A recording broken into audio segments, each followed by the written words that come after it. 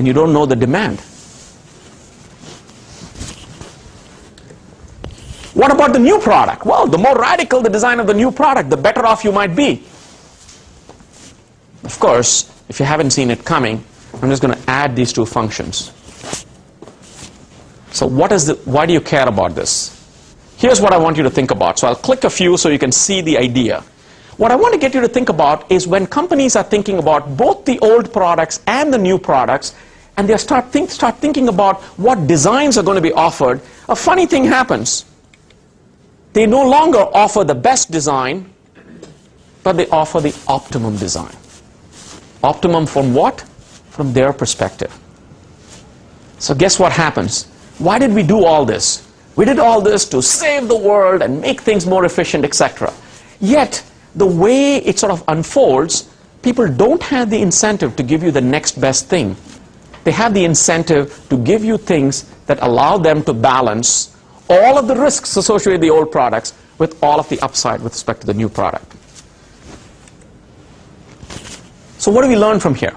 The first thing to note is that, I believe, I teach in the supply chain area, it's important to think about the supply chain effects of all of these regulations, how it affects distributors, how it affects manufacturers. Distributors could react by potentially building up stocks of the old product, and remember, the more of those stocks they have, the slower the adoption of new designs. Because what are they going to tell you? Hey, why pay for this thing? I can give it to you for 30% cheaper. Manufacturers anticipating that say, hey, look, I'm not going to gamble too much. I'm going to be a little careful. I'm not going to give you the best design. Of course, utilities, regulators, everybody is in on this game. And there are all these frictions in the market that unfold as product designs compete. So what happened in the US market? Just a couple of slides before I end. Watsco, this was the distributor who built up large stocks of Sear 10.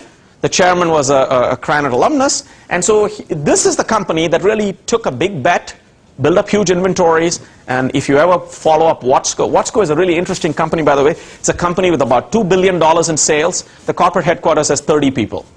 That's it. Okay? It basically just coordinates a large number of heating and cooling small mom and pop outfits. All they do is consolidate finance and consolidate purchasing. The rest of it is managed independently. Carrier, which is a division of United Technologies, they bet the farm on a radical new design, severely delayed product launches.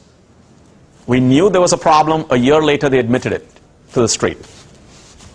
Goodman, which is a pure play in the industry, which means that all they did was those heating and cooling. They did a small adjustment in their design. They were ready for market. They actually made out quite well. Utilities announced incentives. Sear 10 continued to be sold for 6 to 9 months after the regulation kicked in. Industries faced bottlenecks in component availability, new building construction, everything. In fact, the perfect storm that Stuart talked about, the financing issues that Joe talked about, we couldn't be more coordinated. All that hit this industry. The net effect was that the supply chain impact of this had been underestimated. Now, I talked to Paul Johnson, who's the Vice President of Supply Chain Management, about this. He said, hey, hold on. 2006 was just the starting act. Wait till 2010. So what happens in 2010? In 2010, the refrigerant being used basically is that production has to end, a new refrigerant has to come in. And I said, oh, that's fun, Paul, let's talk about it. He said, no, wait, there's more. 2010, the refrigerant that got introduced, 2011, that becomes illegal. Why? In Germany, they realized that what's good for protecting the ozone layer is bad for global warming potential. So what happened in Germany? The new terminology is GWP. What does the industry know about GWP compliant refrigerants? Nothing. What has happened? In automobiles in Germany, they're already going to ban it. What's going to happen in the United States? Chances are they're going to have to ban it pretty soon. So think about what happened.